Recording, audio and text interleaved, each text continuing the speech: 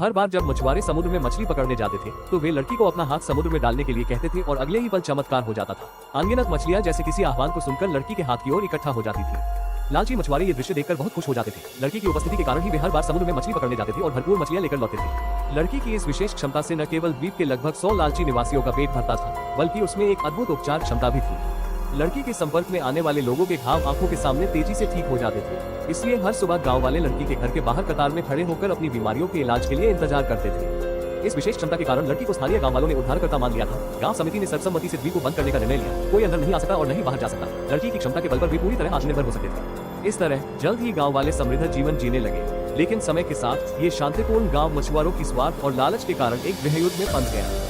उस दिन एला और उसके साथ अचानक उन्होंने एक विशाल मधुमक्खी का छत्ता देखा। लेकिन अजीब बात ये थी कि जब एला ने धीरे धीरे अपना हाथ पास आया तो ये मधुमक्खियां पालतू जानवरों की तरह एला के हाथ पर आकर बैठ गई और हिलने डुलने लगी। इस अद्भुत दृश्य ने पास के साथी को चौंका दिया।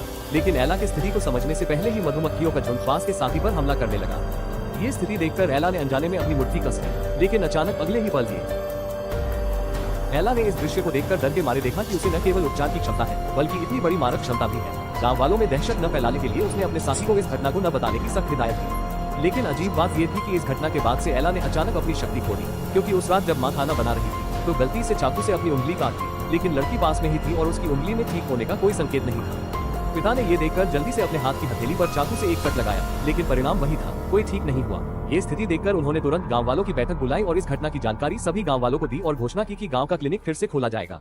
हालांकि आदमी की ये बातें गांव वालों को बिल्कुल भी नहीं बैठा सके। वे एला के इलाज के आदी हो चुके थे और अगर एला ने अपनी शक्ति खो दी तो वे नहीं जानते थे कि बीमारियों का सामना कैसे करेंगे। लेकिन भले ही मुखिया ने कहा कि अब से एला से इलाज कराना बंद कर दिया जाए, लेकिन अगले ही दिन सुबह गांव वाले फिर से लंबी कतार में खड़े हो गए, प्रार्थना करते हुए कि एला जल्द ही अपनी शक्ति वापस पा ले। यहाँ तक कि उन्होंने एक सहायता समूह भी बनाया, एक दूसरे को सहारा देने के लिए। एला के बिना शक्ति के इस कठिन समय को पार करने की कोशिश की और एला की शक्ति खोने की इस घटना से सबसे ज्यादा डर उसकी दादी को था, क्योंकि वह अल्जाइमर से पीड़ित थी और अगर एला का इलाज नहीं मिला तो उसकी स्थिति दिन ब दिन बिगड़ती जाएगी। हालांकि इस स्थिति के लिए एला भी बहुत शर्मिंदा थी। रात में जब मां ने एला को सुला दिया तो उसने अनजाने में देखा कि उसका घाव तेजी से ठीक हो रहा है। इस स्थिति को देखकर